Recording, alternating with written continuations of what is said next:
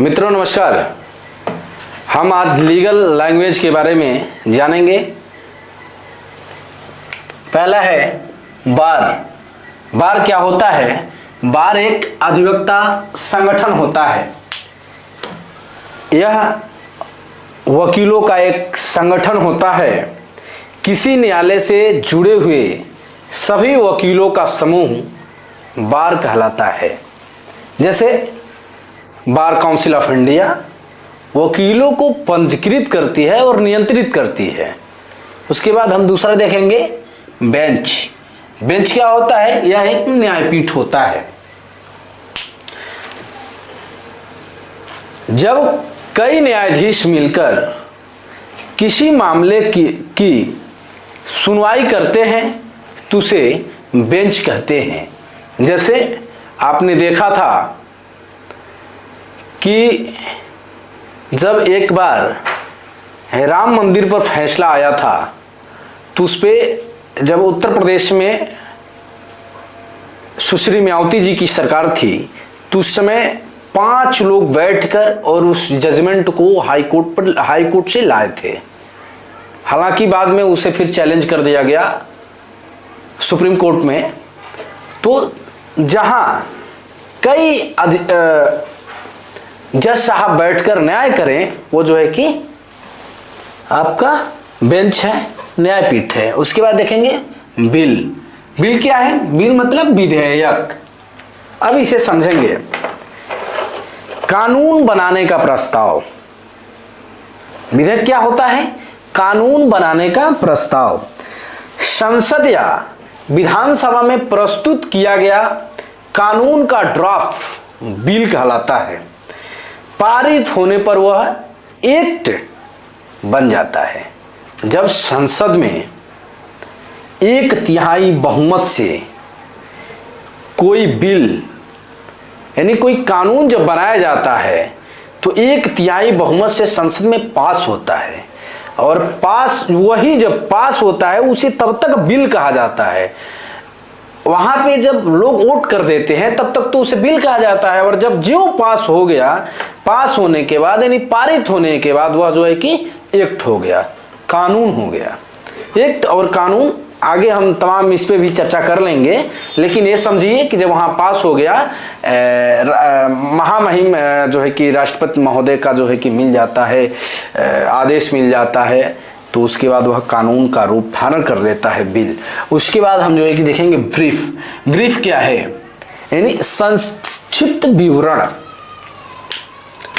देखिए मुकदमे का जो सारांश होता है, ब्रीफ का मतलब ही होता है कि मुकदमे का सारांश वकील द्वारा तैयार किया गया वह छोटा विवरण जिसमें केस के मुख्य तथ्य और दलीलें होती हैं। सारांश मतलब हमारे पास एक केस था जो पारिवारिक मैट्रिमोनियल डिस्प्यूट से संबंधित था, यानी पारिवारिक विवाद से संबंधित था, पारिवारिक झगड़ा था। उस पूरे एक देवर पर मुकदमा था और उसकी भाभी ने किया था, एक व्यक्ति के भाभी ने किया था। उस महिला का वह व्यक्ति जिस पे आरोप लगाई थी वह उसका देवर था। और उस पे जो है कि पूरा जो हमने ड्राफ्ट तैयार किया था उसमें सबसे ज़्यादा महत्वपूर्ण जो है कि मैट्रिमोनियल डिस्प्यूट को ही मैंने दिखाया था कि पारिवारिक विवाद का मामला है। और वो अपने पति पर भी 125 का मुकदमा दर्ज कराई है। उसी को जो है कि दबाव बनाने के लिए पति पर 354 का मुकदमा की है। उसके बाद हम देखेंगे साइटेशन यानी संदर्भ या उदाहरण।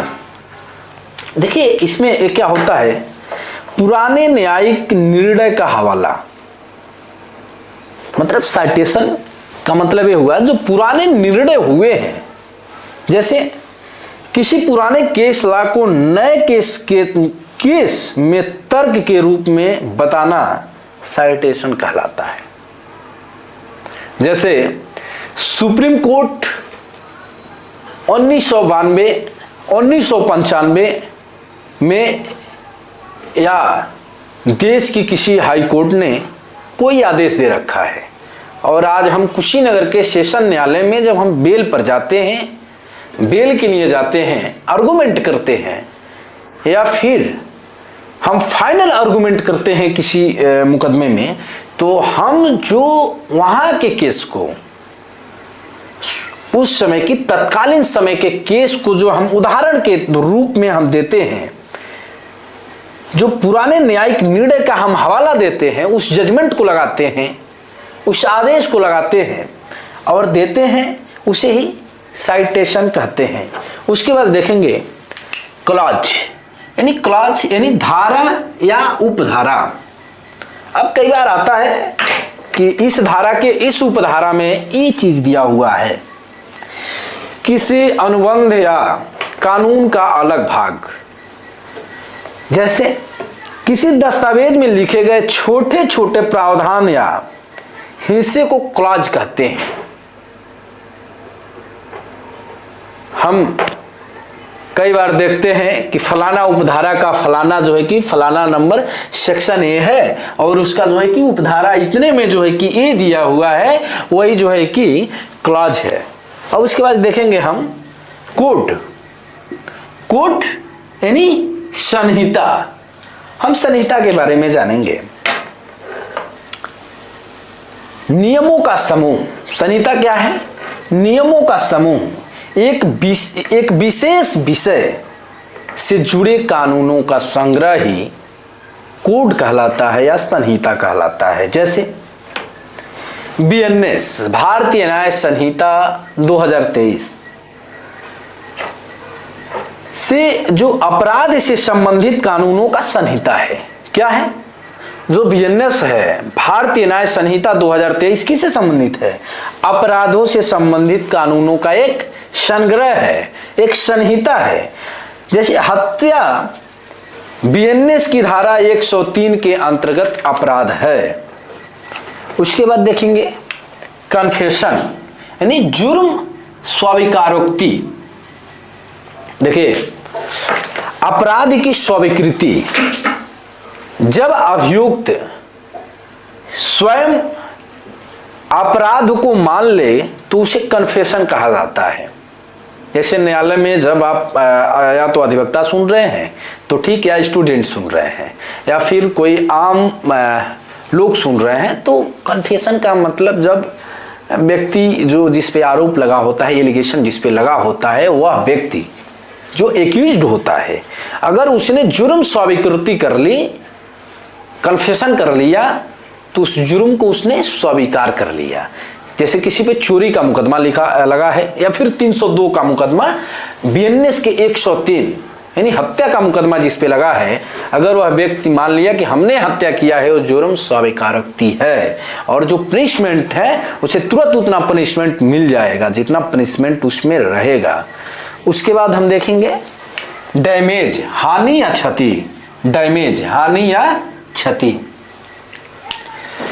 नुकसान के बदले दिया गया मुआवजा। डैमेज हानि या क्षति यानी नुकसान के बदले दिया गया मुआवजा ही हानि या क्षति है। जैसे जब किसी व्यक्ति की गलती से दूसरे के नुकसान होता है तो क्षतिपूर्ति के रूप में डैमेज दिया जाता है।